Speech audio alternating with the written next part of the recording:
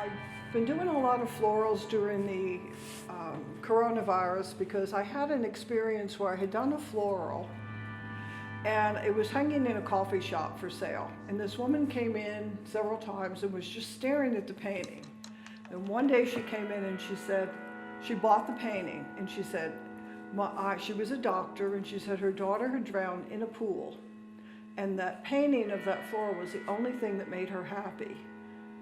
So I said, I didn't realize the power of color and form and how it affects you could be that much of an antidepressant, I guess you want to call it.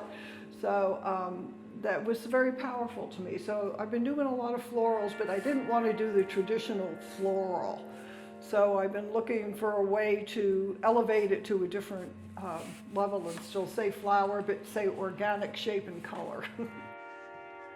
I work in all kinds of water media, and I like the spontaneity of being able to work with more of a fluid effect.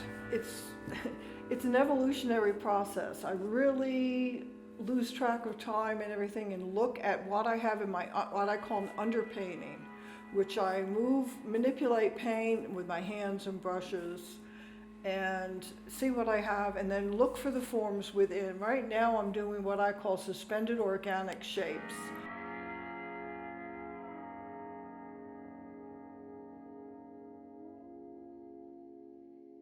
You know, one time it came by an accident that I did a floral like that, and I love the effect, so I've been developing different ways of doing, getting that effect in different medias, adding like gauze and different textural elements to it also.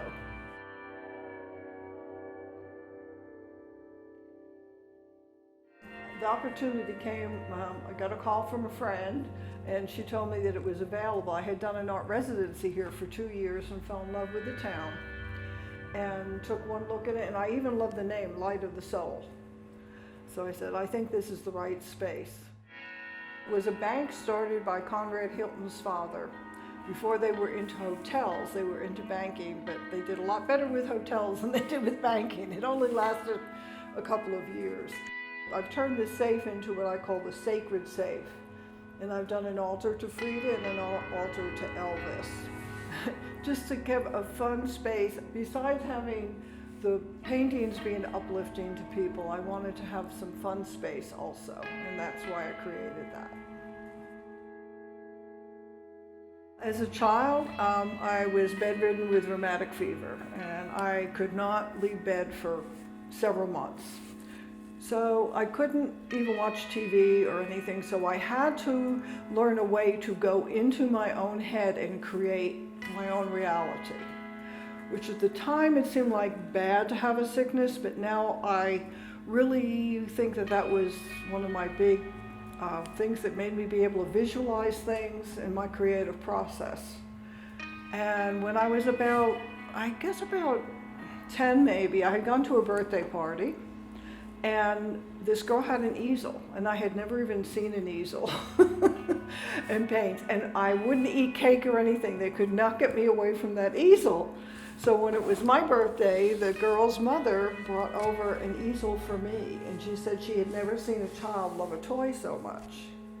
And ever since then, I was just so almost addicted to it. I knew that's where I needed to be able to use my internal creative energy was in painting. So when people say how long you've been painting, I say, well, like 60 or almost 70 years.